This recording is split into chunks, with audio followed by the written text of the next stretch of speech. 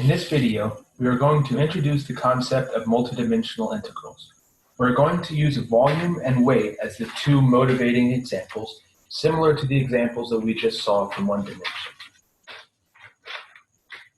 In this example, we have a surface and we want to know what the volume of the region over the xy plane and under the surface is. To do this, we will divide the region, which is this square right here, into smaller subrectangles. So let me sketch that region now. This is the y-axis. This is the x-axis. This is -1, 1, -1, 1. Of course, this should be a square, but I'm not very good at drawing. In the next video, we'll look at an example drawn by Desmos. Okay, so this is the region. There's a function, tan minus x squared minus y squared. This is an upside down facing paraboloid that is over this square. And we want to know what is the volume above the xy plane and under the surface. And so like I said, we're going to divide this into smaller subrectangles. They can be evenly spaced, but they don't need to be evenly spaced. And the idea is similar to what we saw in Calc 1.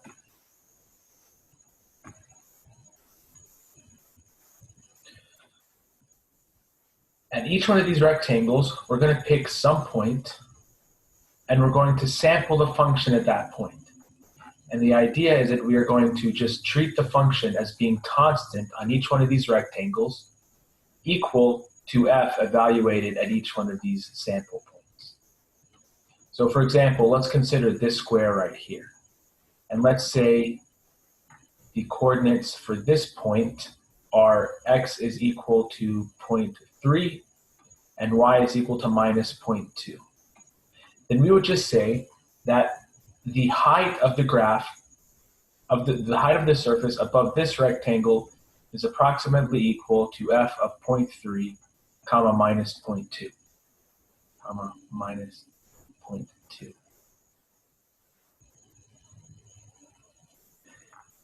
Then the area of this base times f evaluated at 0.3 minus 0.2 is the volume of a rectangular prism, because the volume of a rectangular prism is its height times the area of its base. So if I multiply the area of the base times this, it's going to be the volume of a rectangular prism that approximates the part of the surface that is over this square right here.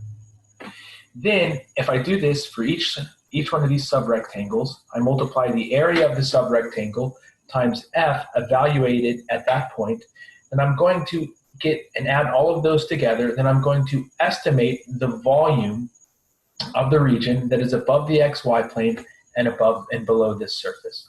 So let me go to Dr. Yaskin's book because there's a good example there. Here's an example. It's very similar to the example that we're looking at, but not exactly. So we have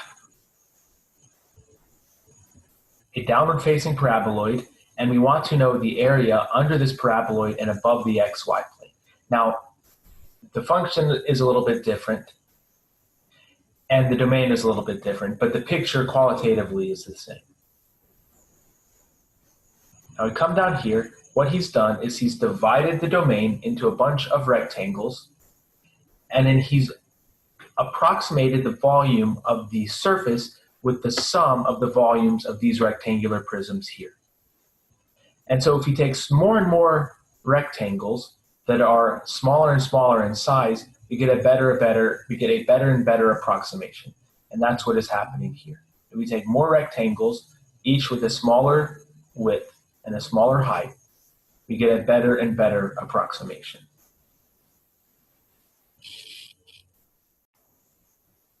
So it's helpful to think about multidimensional integrals in analogy with one-dimensional integrals. So for this example with volume, volume is analogous to area, the interval 0, 1 is analogous to the rectangle, or to the square, minus 1, 1 times minus 1, 1. The sub-rectangles are an analogy to the sub-intervals. And then the the rectangular prisms are an analogy with the rectangles. So in Calc 1, in one dimension, we estimated the area by summing up a bunch of volumes of rectangles. In Calc 3, we estimate the volume by summing up the volume of a bunch of rectangular prisms. Now we're going to look at this example. We can do something similar here. We can divide the region into rectangles and pick sample points at each subrectangle. So I've picked, just not after any particular pattern, a sample point in each subrectangle. And what we're going to do is that we're going to treat the rectangle, we're going to treat the plate as having a constant weight density over this subrectangle. So in other words, if we call the coordinates of this point, let's say xk, yj, the weight of this portion, we are saying that the weight of this portion of the plate is approximately equal to the area of the subrectangle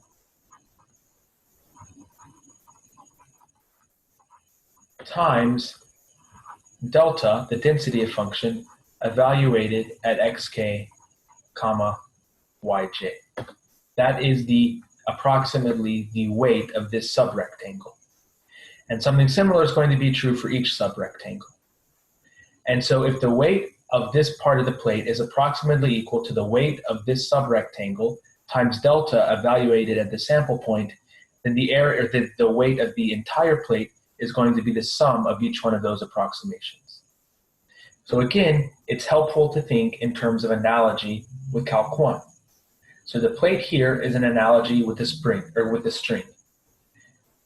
The region minus 1 to 1, minus 1 to 1, the square, is an analogy with the interval 0 to 1. The subrectangles are an analogy with the subintervals. And again, the idea is that we're going to take smaller and smaller rectangles, so that means more and more rectangles, and as we take smaller and smaller rectangles and more rectangles, our approximation gets closer to the actual weight of the plate. In the next video, we're going to give a somewhat rigorous definition of a multidimensional integral and the Riemann sums that it comes from.